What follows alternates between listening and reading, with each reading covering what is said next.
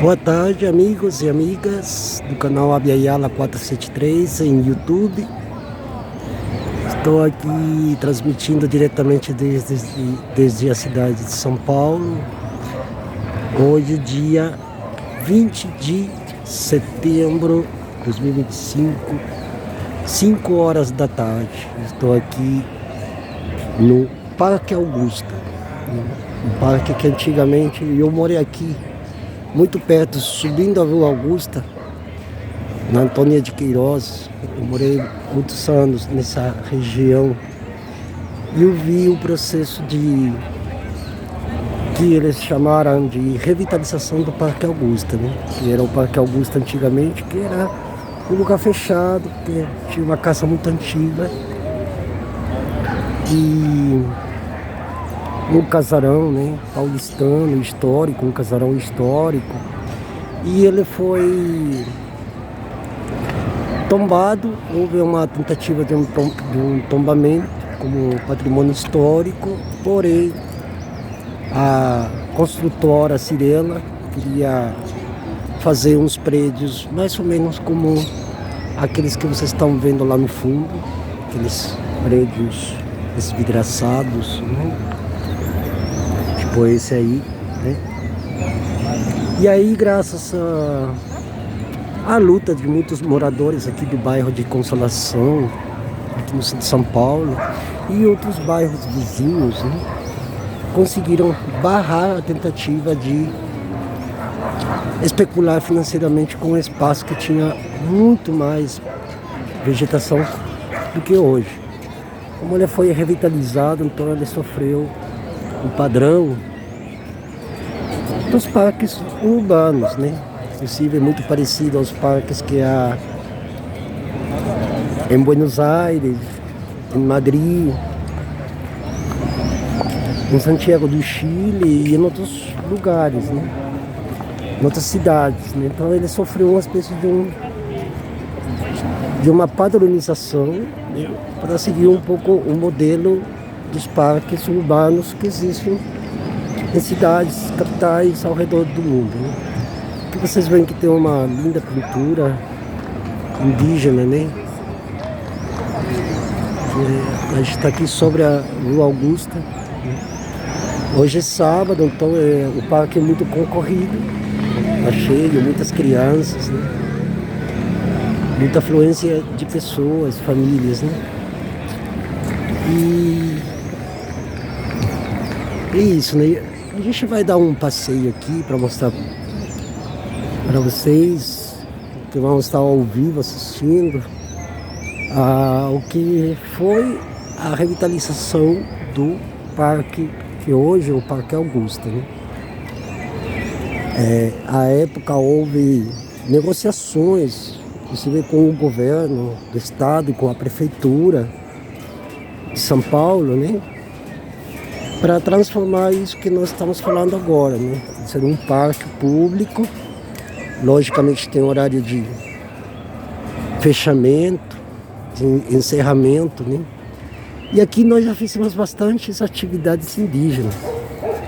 Nós já fizemos, na época, há uns 2 anos atrás, tinha a palhaçaria ancestral. A gente vinha aqui, ocupava os espaços, chamava as crianças, né?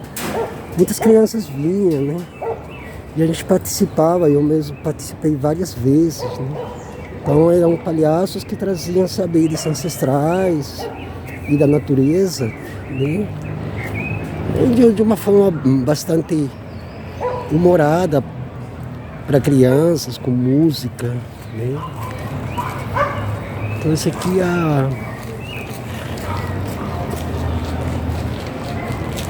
é o Parque Augusta, né? O parque urbano da cidade, né? E aproveitando de falar de São Paulo, né, nós estivemos com várias lideranças daqui de São Paulo, né, região metropolitana de São Paulo, trazendo as notícias de Brasília acerca das questões ligadas aos direitos dos povos indígenas, né? E as lideranças foram nos falando, né, comentando para nós também as demandas, os impasses, né, que estão existindo aqui, principalmente na Grande São Paulo, em relação a alguns territórios que já estão, inclusive, procuradores do Ministério Público já estão fazendo procuração de territórios que foram tomados durante a história de São Paulo, né? A história de São Paulo não é a história que se fala por aí dos bandeirantes, nem mesmo aqueles que falam em contra. Não, foi um exército de ocupação que chegaram através do Porto de São Vicente, né? E na medida que os bandeirantes vinham subindo pelas encostas do que hoje nós conhecemos como a Serra do Mar, né? Eles foram alcançando o Planalto Paulista. E os primeiros lugares a encontrarem povos indígenas de São Paulo foi justamente na região de São Vicente, que hoje é Santos. São Vicente já foi capitania hereditária.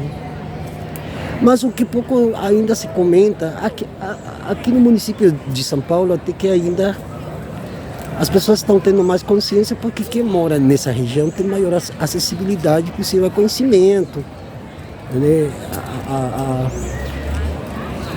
Inclusive a conhecer lideranças, principalmente femininas. Então só dentro do contexto das lutas indígenas, né? Mas também dentro da luta por direito à moradia, né? E essas lutas, na medida que a cidade foi crescendo, foram também se fortalecendo, porque muitas pessoas começaram a perceber que estavam ficando de fora, né,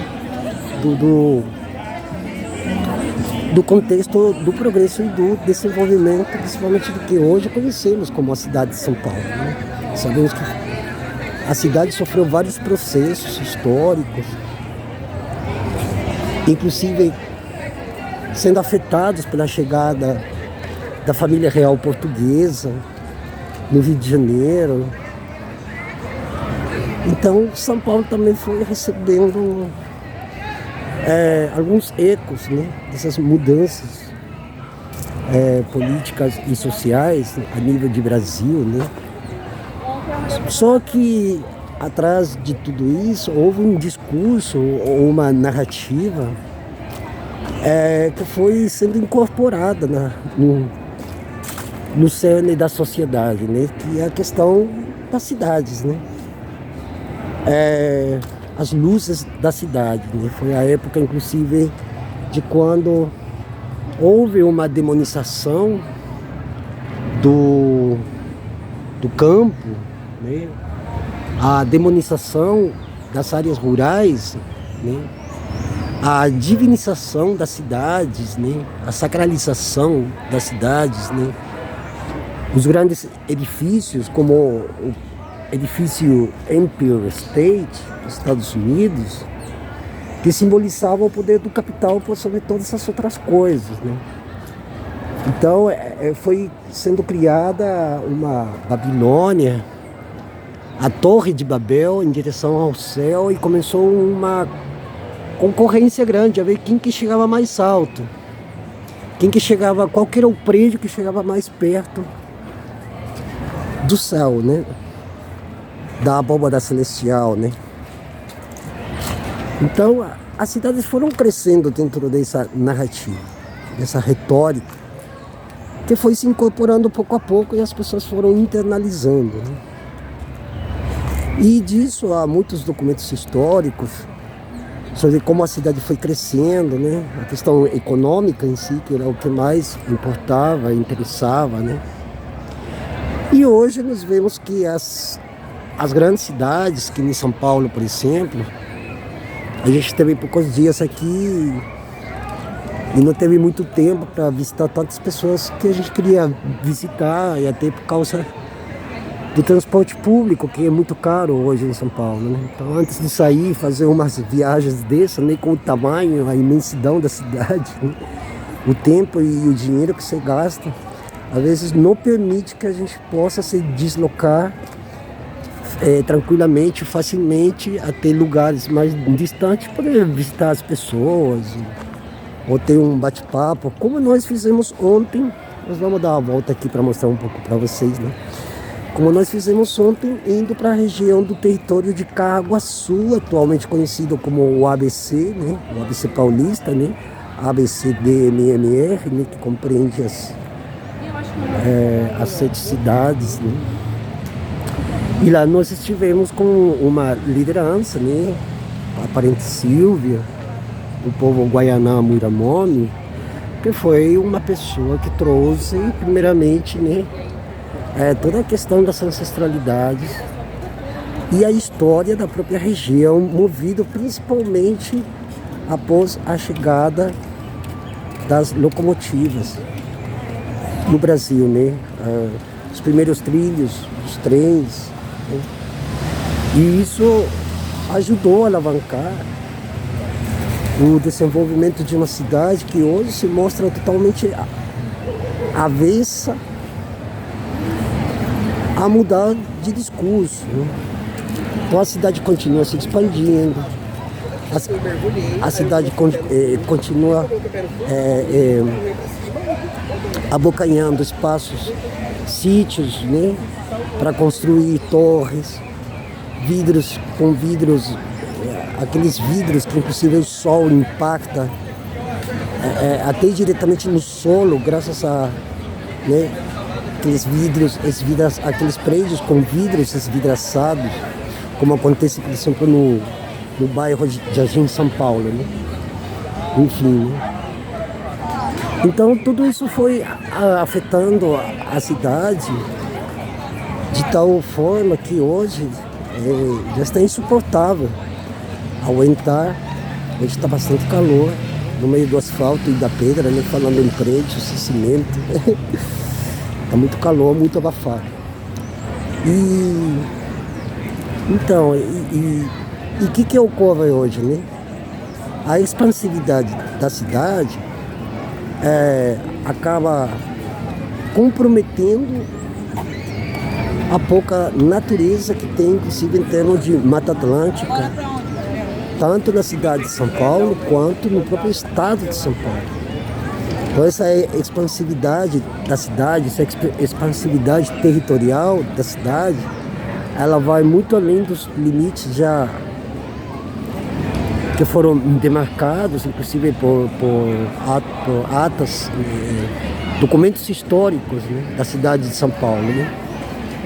E ocorre que hoje essa expansividade da cidade não tem mais para onde expandir. Então eles estão verticalizando tudo. E nisso de ficar verticalizando tudo, eles estão tomando muitas terras, inclusive de povos indígenas, né?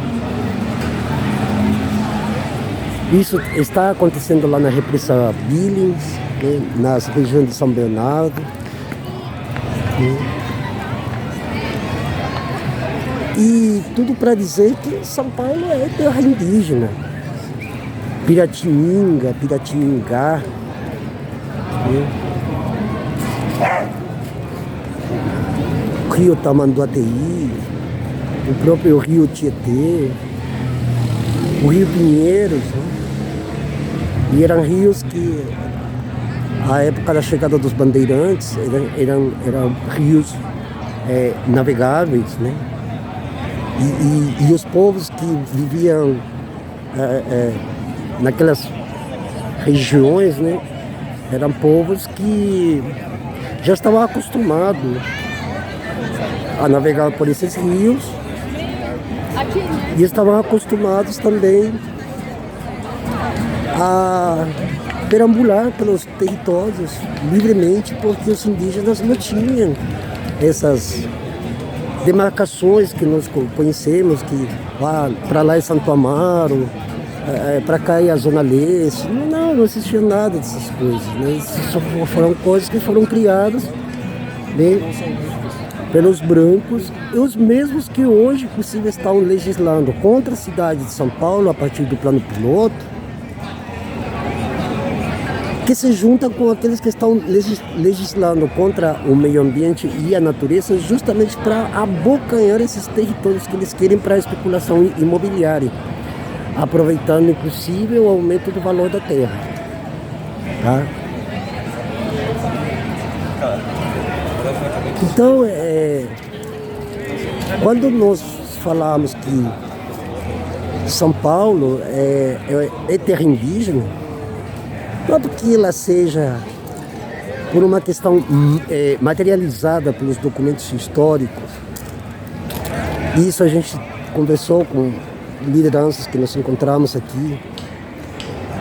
Ela é materializada hoje pela questão dos drásticos câmbios climáticos, das drásticas mudanças climáticas que a própria cidade já está passando, inclusive em termos de sobrevivência.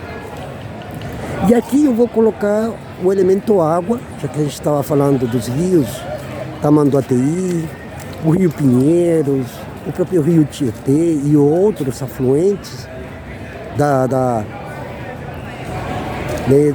bacia do Rio Tietê, né? O Alto Tietê, né?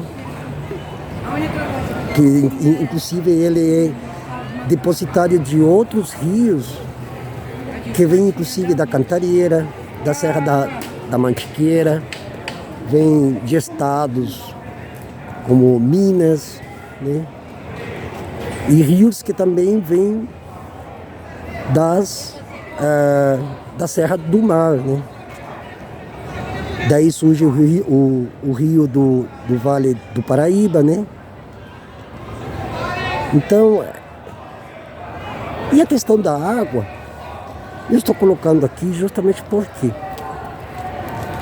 Porque nós andando pela periferia de São Paulo, a gente se encontrou com um drama muito específico. Quem paga mais água tem direito a ter água ininterruptamente. Quem paga menos conta de água sofre mais cotas de água. Então tem bairros inteiros, Mauá, Diadema, na Zona Leste mesmo, que a água durante o período da manhã tem água nele. E depois do meio-dia, 2 horas da tarde, eles cortam o suministro de água. E aí a gente veio saber que quem paga mais água, quem paga uma conta maior de água, tem direito a ter mais água. Tipo, se o gasto digamos assim, mais de 10 mil litros de água, eu vou ter direito a ter água 24 horas. Agora, quem gasta menos água justamente para poder economizar água e na hora que chegar a conta pagar, né, o que dê para pagar na conta de água, eles têm menos água. Então, gente, é de uma irracionalidade explicitamente, abertamente irracional por todos os pontos de vista. Então, a gente colocar o elemento água, e aí a gente está falando da floresta, a gente está falando das causas indígenas, né? A gente está falando, inclusive, das questões políticas que rondam em torno da questão do meio ambiente. E aí a gente, quando vai em louco a lugares onde as pessoas não querem ir, inclusive todos aqueles que dizem que defendem a classe trabalhadora, que defendem os periféricos, não sei o que, nunca vão lá, porque eu não vejo ninguém dessas pessoas andando por aí. Quando a gente vai nesses lugares, é aí que a gente encontra a resposta do porquê que eles querem privatizar a água. A água, que é um elemento básico para a subsistência de todas as espécies, indistintamente, ela de fato caiu na roleta russa do mercado financeiro e está sendo objeto de barganha. A água como objeto de barganha do sistema financeiro internacional, ou seja, tem empresas estrangeiras no Brasil que controlam a água, eles dizem quantos vocês vão gastar de água e o consumidor vai ter que pagar. E enquanto isso, os povos indígenas que estão resistindo numa cidade monstruosa como essa, estão clamando para que a água não seja privatizada e também os territórios onde ainda existe mata ciliar para abastecer a água na cidade de São Paulo, onde tem mananciais, onde tem, não sejam privatizados, né? Mas nós vemos que a partir das decisões que se tomam a nível político e legislativo, a água está sendo um objeto de disputa comercial e financeira para que uns poucos possam ter lucros exorbitantes, uns outros poucos possam consumir água à vontade e os outros que não têm muito como pagar, e bom, vai fazer o quê, né? E a mesma coisa acontece com a energia elétrica, gerada, né, pelos implementos que existem hoje em dia para gerar água para consumo humano, né? Reservatórios, centrais hidrelétricas, né? Então, e é isso, né, galera? Então, eu estou fazendo esse vídeo aqui, além de mostrar para vocês um pouco sobre o Parque Augusta, para falar sobre essas coisas, né? Que são coisas que não são passadas para as pessoas que moram, inclusive na própria cidade de São Paulo. Outra coisa que nós ficamos sabendo é que da última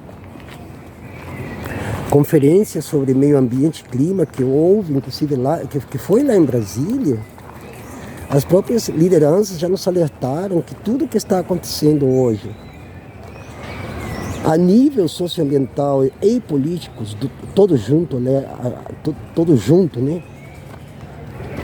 já tinha sido confirmado durante esse encontro, durante essa conferência lá em Brasília. Então eu não entendo também por que tem uma galera aí que está tão assustada, se todo mundo já sabia o que iria acontecer.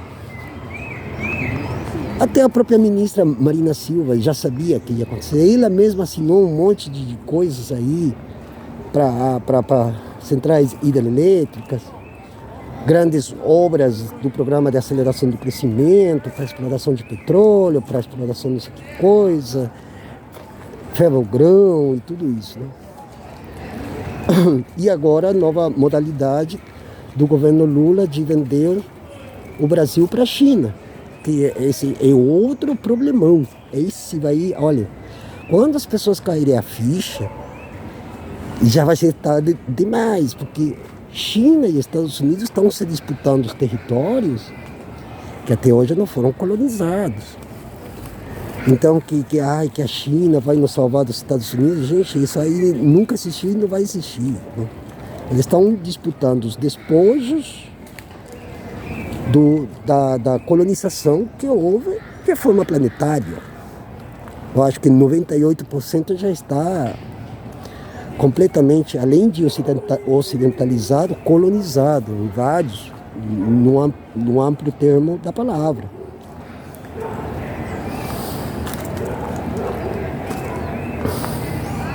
Então, agora entregues ao modelo chinês, um modelo de extrativismo, para nós não tem que causar nenhuma estranheza, mas sim vamos ter que ficar atentos, porque se já os recursos hídricos e energéticos do Brasil, de forma geral, já foram entregues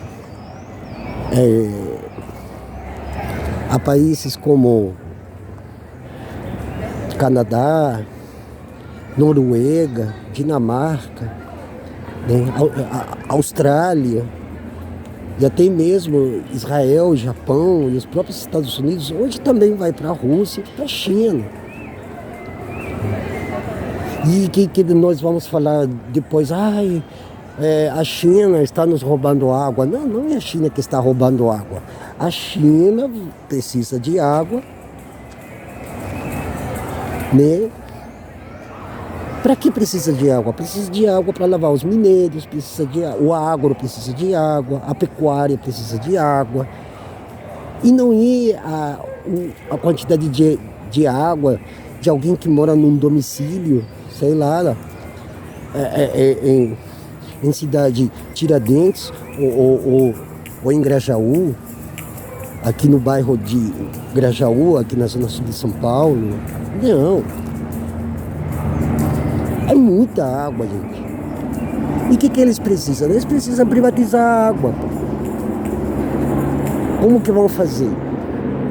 Se já 70% pertence a grandes empresas, Big Techs, Coca-Cola, Nestlé e outras, o que sobra vai ficar para a China.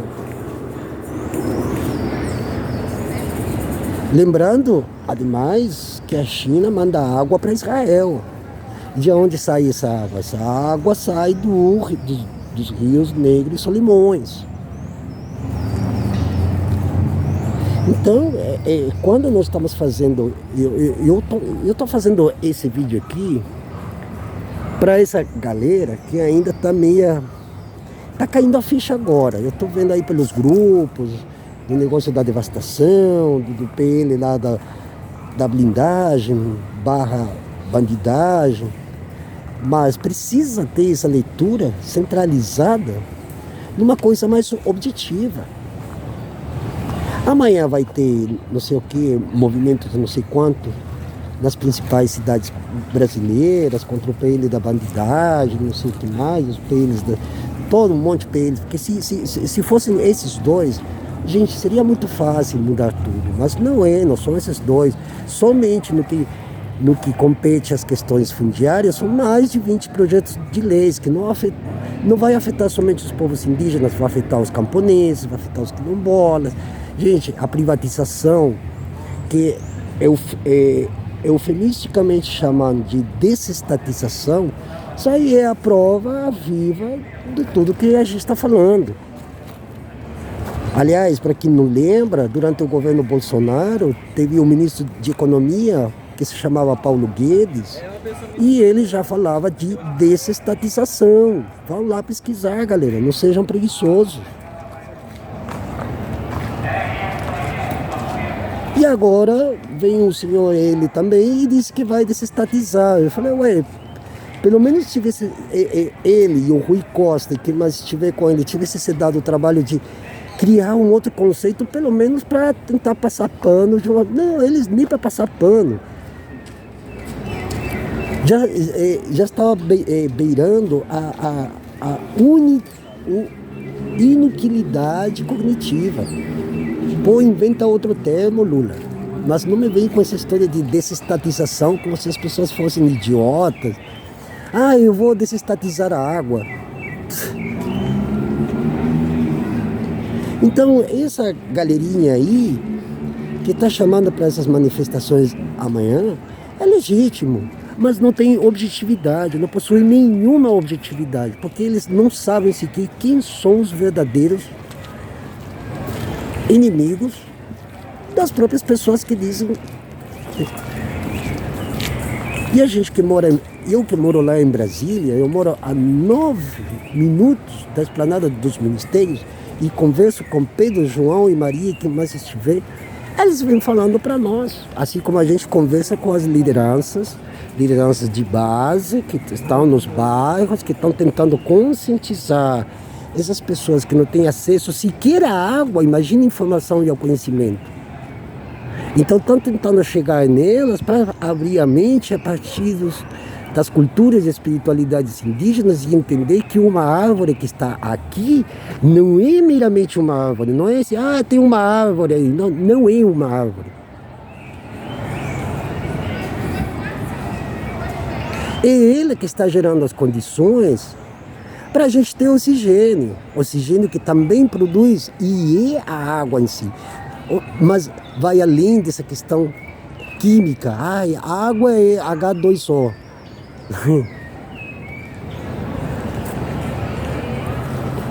Porque essa visão de que a água é H2O é uma visão simplista da água. É uma visão utilitarista. Que o utilitarismo, para quem não sabe, é um conceito da filosofia política. Que lá atrás, no século XIX, tem gente que começou a falar para redigir tratados sobre utilitarismo e hoje está sendo prático. Hoje virou pragmatismo. Um pragmatismo que produz essas controvérsias, essas contradições e produz miséria e produz carência. Porque onde tem carência de água, sendo que o mundo, a vida que é conformada pelo elemento água, hoje está sendo objeto de disputa. E em São Paulo, essa onda está se alastrando de uma forma desproporcional e com graves consequências para a qualidade de vida dos próprios paulistanos que estão nesse momento aqui usufruindo desse espaço que vocês estão vendo aqui. Está vendo aqui esse espaço? Então, quando a gente fala da água, a gente não está falando de um elemento água, a gente está falando de toda uma fonte de vida, que sem ela não há condições de subsistência e sobrevivência em qualquer lugar do mundo, primeiramente nas grandes capitais, como São Paulo, e também vale para cidades como Rio de Janeiro, vale para cidades como Porto Alegre, Recife, Belém, e também cidades menores do interior dos estados.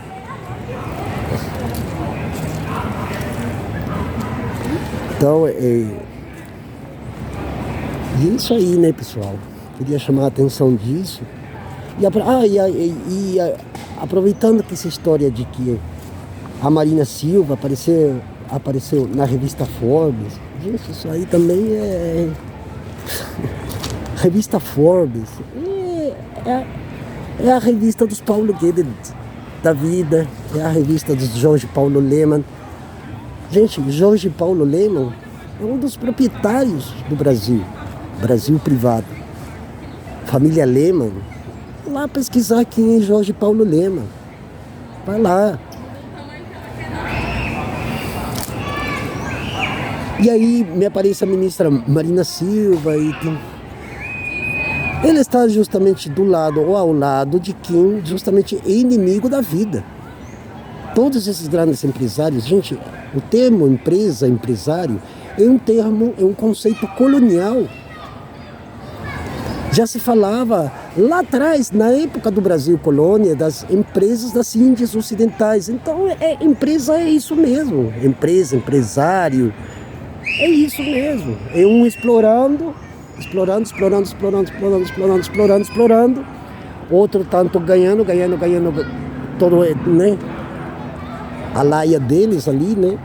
E o resto fica ao léu das inconveniências de quem achar que pode ou não pode dar um suporte para esse batalhão de miseráveis que tem a cidade de São Paulo. A gente já falou, inclusive, nós tivemos com lideranças que tratam sobre a questão dos indígenas em situação de rua. É alarmante, né? 3 milhões de pessoas em situação de rua. Desses aí, pelo menos, 10, 12% são indígenas. O resto é tudo descendente de matriz africana, afro-indígena, brancos pobres, pessoas com problemas de saúde psicológica, saúde mental, outros tantos com quebres internos na família, e aí vai crescendo o número de soterrados pela civilização moderna ocidental, né? Através de suas grandes cidades, né?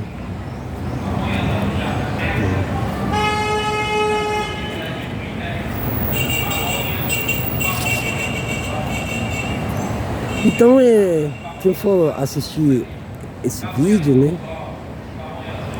espero que possa entender que nós precisamos de aderentes a essa causa. A nossa causa já não tem mais lado. Até porque um erro de politizar a questão da natureza só alguns seres humanos com um ponto de vista muito tacanho e mesquinho podem fazer isso, né? Olha lá, olha. Um monte de troncos de árvores ali. Olha isso. Olha. Quantas árvores se foram aí, ó. Tá vendo? Olha isso.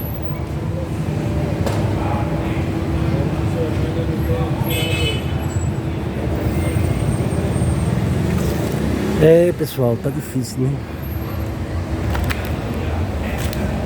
Então, que é isso, né? A gente tá vendo ao vivo aqui, né? E a maioria das pessoas ainda dormindo, né? Mas é isso, pessoal. Espero um bom final de semana. Amanhã começa a primavera e esperemos que essa primavera venha a abrir suas asas multicoloridas, né? E possa dar uma luz para uma maioria que ainda está se encontrando de contramão com a própria vida.